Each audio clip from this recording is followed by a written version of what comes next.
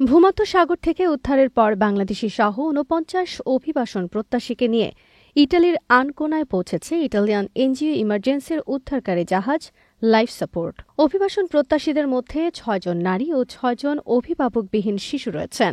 বাংলাদেশি ছাড়াও সেখানে ছিলেন সিরিয়া ও মিশরের নাগরিকেরা। গত ১৭ নভেম্বর ইটালির আনকোনা বন্দরে পৌঁছায় জাহাজটি, আর অভিবাসন প্রত্যাশীদের উদ্ধার করা হয়েছিল ১২ নভেম্বর।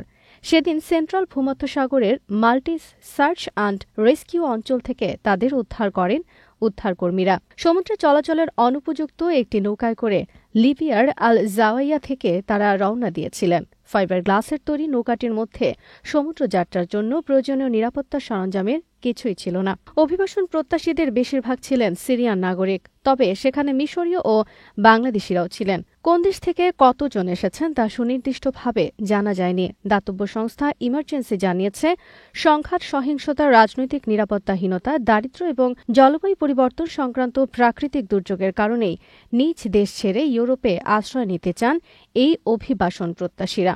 লাইফ সাপোর্ট জাহাজের কালচারাল মিডিয়েটর চিয়ারা পিকিওচি বলেন, অভিবাসন প্রত্যাশীদের অনেকে সিরিয়া থেকে এসেছেন। দেশটিতে সংঘাত একটি নিত্যদিনের ঘটনা, বিপন্ন হচ্ছে অসংখ্য মানুষের প্রাণ, কিন্তু এসব বিষয় নিয়ে তারা খুবই কম আলোচনা করতে পারেন। লাইফ সাপোর্টের ক্যাপ্টেন ডমিনিকো পুগলিস বলেন, অবশেষে আমরা উদ্ধার করা অভিবাসন প্রত্যাশীদের ইটালিতে পৌঁছে দিলাম।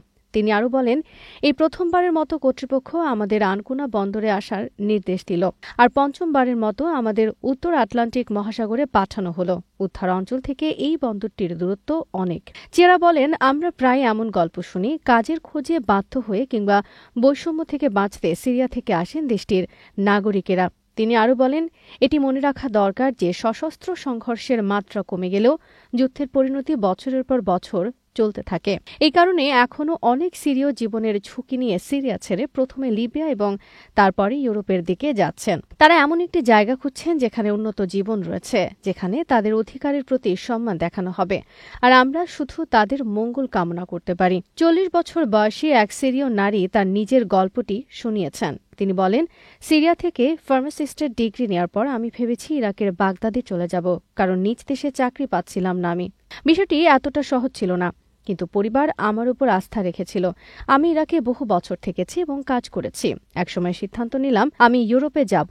অগাস্টে আমি ইরাক ছাড়লাম, ফ্লাইটে করে বেনগাজি আসি, কারণ ট্রিপোলিতে ছিলেন অন্যান্য সিরীয় নারীরা।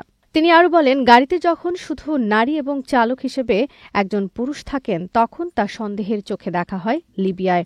বেশ কয়েকটি জায়গায় আমাদের থামানো হলো। তারা আমাদের কাছে জানতে চাইলেন আমাদের স্বামীরা কোথায় এবং আমরা কোথায় যাচ্ছি। আমাদের বলা হলো, লিবিয়ান সেনাদের চাহিদা পূরণ করা হলে আমাদের ছাড়া হবে। আমরা না বলতে পারি না। ওই নারী আরও বলেন, অগাস্ট থেকে নভেম্বর পর্যন্ত আমরা ৪ বার চেষ্টা নিয়েছি সমুদ্র পাড়ি দেওয়ার। ৩ বার সমুদ্রে আমাদের আটকে দেওয়া হয়েছে। চতুর্থবারে এসে ইমার্জেন্সি আমাদের উদ্ধার করল। আমরা পার হতে পারলাম। আমাদের নৌকার একটি ইঞ্জিন ভেঙে গেছে, অন্যটি ঠিকমতো কাজ করছিল না।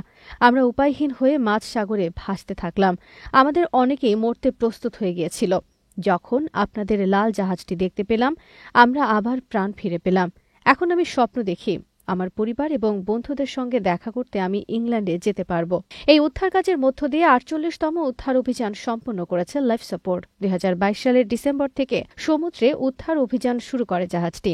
এ পর্যন্ত ২৬টি সমুদ্র অভিযানে ২,৩৪২ জন অভিবাসন প্রত্যাশীকে উদ্ধার করেছে লাইফ সাপোর্ট।